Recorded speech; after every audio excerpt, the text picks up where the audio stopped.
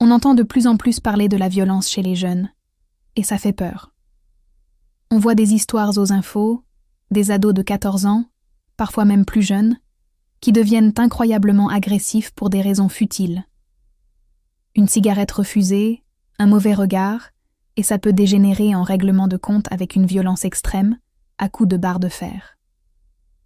On se demande alors, est-ce que cette nouvelle génération est devenue hors de contrôle?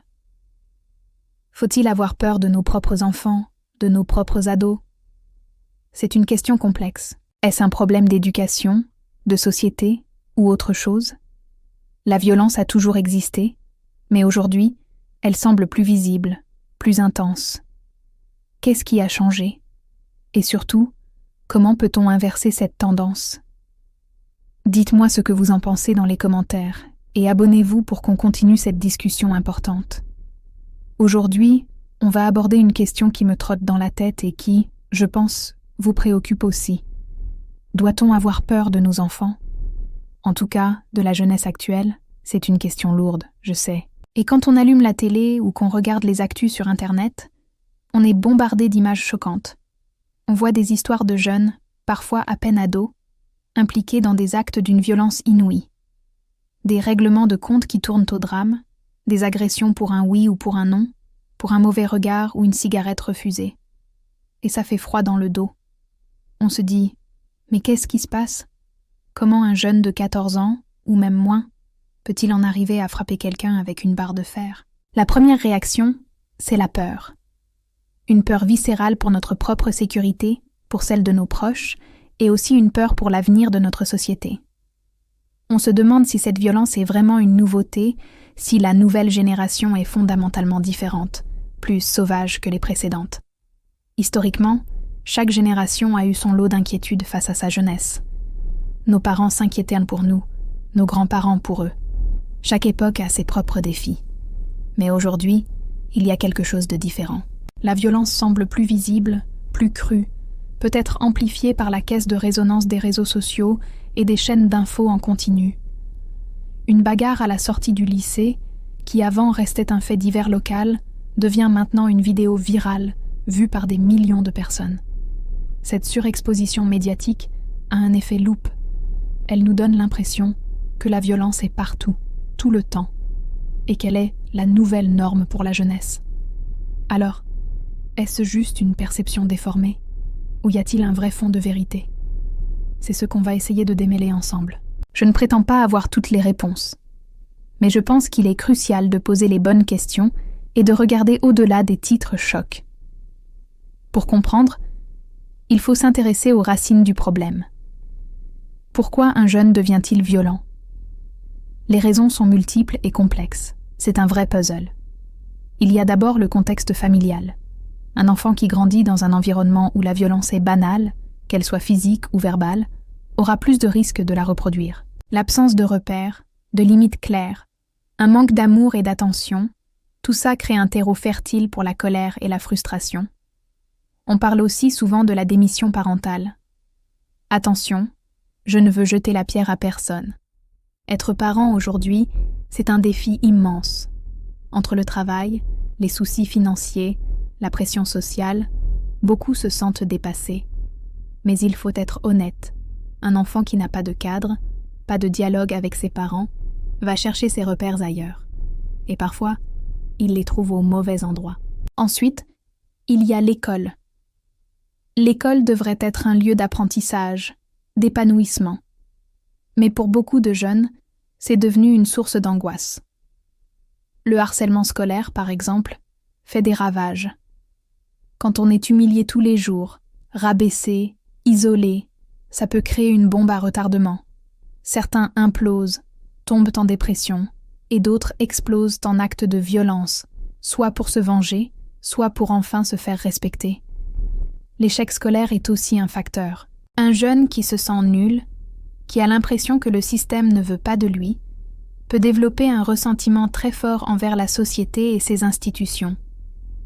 Il se sent exclu, et la violence devient pour lui une façon de crier son existence, de dire « je suis là, et vous ne pouvez pas m'ignorer ». Et puis, bien sûr, il y a l'influence de l'environnement extérieur. Les quartiers, les fréquentations. L'effet de groupe est surpuissant à l'adolescence. Pour être acceptés, pour faire partie de la bande, certains sont prêts à tout, même à commettre des actes qu'ils n'auraient jamais fait tout seuls. La pression des pairs, la peur d'être traité de lâche, ça peut pousser un jeune à franchir des lignes rouges. Dans certains endroits, la violence est même valorisée. C'est un code, une façon de prouver sa virilité, de gagner du respect. Un respect basé sur la peur, bien sûr, mais à cet âge-là, la nuance est parfois difficile à saisir. On ne peut pas non plus ignorer l'impact des images auxquelles ils sont exposés en permanence. Films, jeux vidéo, clips de rap, je ne dis pas que c'est la cause principale, ce serait trop simple. Mais quand on est bombardé d'images de violence glorifiées, ça peut désensibiliser. La violence devient banale, presque normale, et la frontière entre le virtuel et le réel devient de plus en plus floue. Mais alors, que fait-on ? On se résigne ? On se barricade chez nous en se disant que la jeunesse est perdue ? Non, absolument pas. Ce serait la pire des solutions. La peur paralyse. Elle ne résout rien.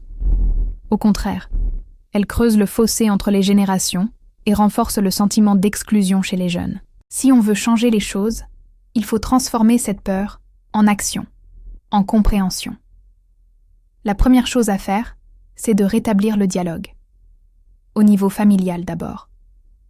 Parler avec nos enfants, nos neveux, nos nièces. S'intéresser vraiment à ce qu'ils vivent, à ce qu'ils ressentent, sans les juger. Quels sont leurs rêves, leurs peurs, leurs angoisses? Qu'est-ce qu'ils voient sur les réseaux sociaux? Qui sont leurs amis? Ce n'est pas de l'inquisition, c'est de l'attention. C'est leur montrer qu'ils comptent, que leur avis a de la valeur, et qu'ils peuvent se confier sans crainte. C'est poser des limites claires et aimantes. Ensuite, il faut réinvestir massivement dans l'éducation et la prévention. Ça passe par donner plus de moyens aux écoles, pour avoir des classes moins surchargées, pour mieux accompagner les élèves en difficulté. Il faut des psychologues, des médiateurs, des éducateurs spécialisés dans les établissements. Il faut lutter avec une fermeté absolue contre le harcèlement scolaire. Ça veut dire écouter les victimes, sanctionner les harceleurs, mais aussi comprendre pourquoi ils harcèlent et travailler avec eux. Il faut aussi repenser nos méthodes pédagogiques pour redonner le goût d'apprendre, pour valoriser tous les talents, pas seulement les talents académiques. Un jeune qui trouve sa voie, qui se sent compétent dans un domaine, que ce soit le sport, l'art, la mécanique, sera moins tenté par la délinquance. La société civile a aussi un rôle énorme à jouer. Les associations de quartier, les clubs de sport, les centres culturels, ce sont des lieux essentiels de socialisation. Ils offrent un cadre, des règles, des modèles positifs autres que les parents ou les profs. Un entraîneur, un animateur, ça peut devenir un véritable mentor pour un jeune en perte de repères. Ces structures créent du lien. Elles permettent de canaliser l'énergie de la jeunesse dans des projets constructifs. Soutenir ces associations, faire du bénévolat, s'impliquer dans la vie locale, c'est une façon concrète de lutter contre la violence. C'est reconstruire ce tissu social qui s'est effiloché au fil du temps. Et nous, en tant qu'individus, on peut aussi agir, en changeant notre regard. Arrêtons de voir chaque jeune avec une capuche comme une menace potentielle. La très grande majorité des jeunes sont des personnes formidables, pleines de potentiel, de créativité et d'envie de bien faire. Oui, certains dérapent, et leurs actes sont inexcusables et doivent être sanctionnés par la justice.